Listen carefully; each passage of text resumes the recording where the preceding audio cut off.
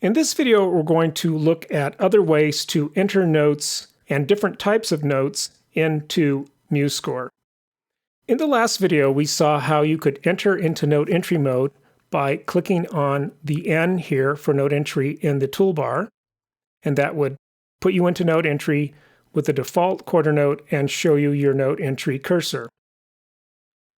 The other way you could do this was by typing the keyboard shortcut of N on your keyboard. But there's another way you can do this. Let me deselect this first. One of the ways we saw to enter notes when you were in note entry mode was to type the letter name of a note on your computer keyboard, and that would be the letters A through G. Well, you can start inputting notes without being in note entry mode by typing one of those letters as well. So for example, if I type F on my computer keyboard, it will put me into note entry mode. It'll go to a default value of a quarter note, and from there I can enter in any of the other three ways. I can click on the score, I can click on the piano keyboard here, or I can type a letter name. Now let me do a few more here. I'm going to do this one here. Now as we're going along here, let's say I put this in here. If I wanted to change the pitch, we saw how we could do that in the last video with the up and down arrows on your computer keyboard and some modifier keys if you wanted to constrain it to the octave or diatonically. But we did not talk about changing its rhythmic value, its duration, and we can do that the same way with the last note that we've just entered.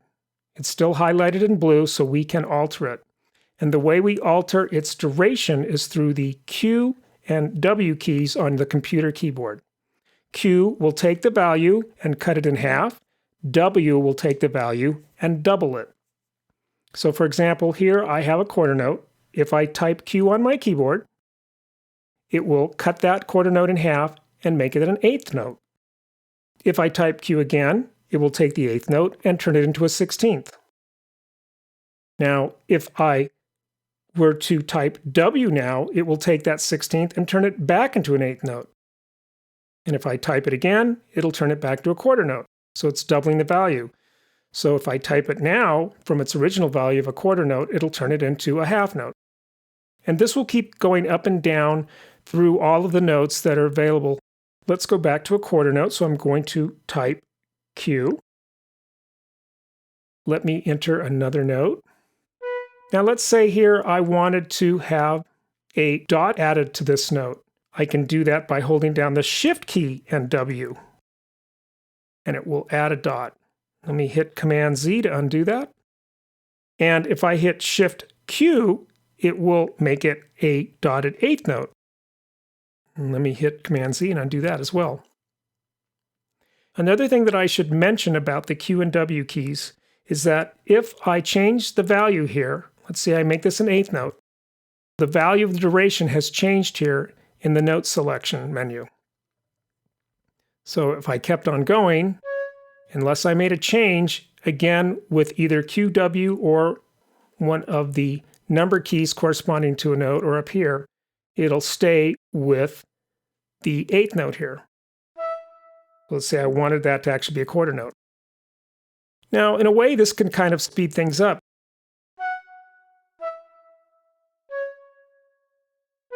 If you decided that you wanted to change things very quickly, see now here it's giving me a dot, which I don't want, so obviously I need to change the value.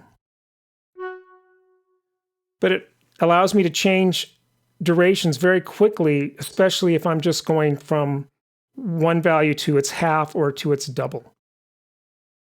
Now let's talk about adding rests. So if I continue here, let's say I'm going to go back to a quarter note, but I'm just going to type this in and hit W because that's what we're doing. And let's say I wanted this to be a quarter note here, and then here I wanted an eighth note rest. Well, I would select an eighth note either by clicking on the eighth note up here or typing 4 on my keyboard, and then I can hit 0 to input an eighth note rest. Because 0 equals no pitch. I can't click or type or click on the piano keyboard, because then I would actually enter a pitch. But 0 means take the value and add a rest to that value. And you see it's giving me a rest of an eighth note, and it's moved forward one other eighth note. So let's say enter an eighth note here. Let's say I want that to be a half note. I'm going to use the W command to do that. And let's say here I want a quarter note rest. I'm going to type 5 for a quarter note, and then I'm going to type 0, and it gives me a quarter note. So that's how you input rests. Let me put a note here. What if I wanted to tie this over to the next bar? Well, to do that, you have to select the note that you want to be on the back end of the tie. Let's say I want this to be a half note, so I'm going to select 6. And then you can either click on the tie icon here, or you can use the keyboard shortcut Shift+. And Shift+ will produce a tie. So this is the way you make a tie in note entry. You can also do this in the edit mode, and we'll look at that later. Now, another way that you can make a tie is you can put in the note value. And let's say I'm going to double that with the letter W. That will obviously have to tie across the bar. Now, you might be wondering how you could input triplets into MusesScore, and it's actually fairly easy. If you go to the Add menu here, you will see the category for tuplets, and then these are the different types of divisions of a beat that you can put in MusesScore. So here's a triplet, which will be the one that we're going to be talking about now. Let me first come out of note entry, and I'm going to create a line break here. So I'm going to click on this measure and highlight it, or I'm going to click on the bar line here, and I'm going to type return on my computer keyboard, and it's going to create a line break here. Here's the icon for that. And we'll look at this in more detail when we get into working in edit mode. So now if I go into note entry mode here, we'll be able to see it a little bit better. So let's say I wanted to create a triplet. Well, first off, I'm working with a quarter note, and let's say I want a quarter note triplet, so I want 3 eighth notes in the space of 2. Well, if we go up here to the tuplets and we look at triplet, the keyboard shortcut for that is Command 3 or Control 3 on a PC. I could also just click here on triplet, but that takes a little bit more time when you're in the moment. So I'm going to use the keyboard shortcut of Command 3. And it's going to pre-configure 3 rests as eighth notes, which I can fill in the way I want to make my triplet. Now, when I did that, it changed the note value to an eighth note. So if I keep going, I'm no longer going to be in quarter notes, which is okay unless you wanted to go back to quarter notes. So just be aware of that MusesScore, when you change the value to do something, it alters it, just like the Q and W keys. So for example, here I could put this in as an eighth note and then make it a quarter note. Now, what if you wanted to do groups of notes that are not 3 equal divisions, let's say a quarter note and an eighth note in a triplet? Well, you can do that as well too. Again, you have to make sure that you pick the right value for your triplet figure. So since I am currently entering quarter notes, that means if I create a triplet, it's going to give me 3 eighth notes in one beat. Let me undo that. Let's say, for example, I choose an eighth note. If I do Command 3 again, now it's going to give me 3/16. Or let's say I make this a half note. So now I have a half note and I hit Command 3, it's going to give me 3/4 across 2 beats. So you have to know your master duration that you're going to break up into 3. So let's go back to a quarter note. And I'm going to create a triplet. And this time, let's say I want this first one to be a quarter note.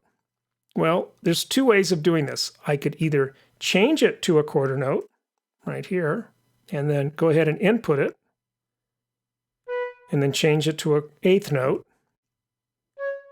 And I can do it that way.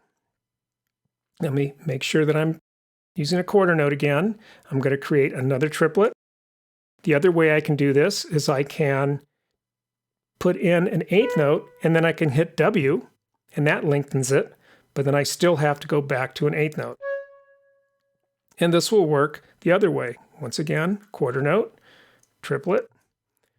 I'm going to do an eighth note, and an eighth note here, and type in W. Or change my value. Oh, it put it, so here's a good point here. It left it as a quarter note because that was the last thing I entered. So that actually kind of worked to my advantage. So now I'm going to make a triplet, and I'm going to put an eighth note, and now with my computer keyboard, I'm going to select 5 to make it a quarter note. And it'll do it that way. Let me come out of note entry for a moment here, just to make a comment here that MusesScore really doesn't handle the brackets very well when doing these triplets. They tend to crash into one another. Now, you can adjust them. We'll talk about this later in edit mode. But let me do it now just to clean this up. I'm just clicking, and it gives me the handles for the bracket. That looks a little bit cleaner. So that's how you put in triplets. All right, now let's talk about some other things that you can do in MusesScore when you're in note entry mode. So let me go back into note entry mode here. And you'll see the cursor put me in a place that I didn't expect. And that's not a problem, but let me go out of note entry here and click on this next measure. Now, if you happen to go in note entry mode and your cursor's in the wrong place, you can move around by using the left and right arrows on your keyboard. At this point, any note that's highlighted blue, you can change its value in terms of its pitch. And you can also use the Q and W keys. All right, so these are the other ways to enter notes in MusesScore. I'll see you in the next video.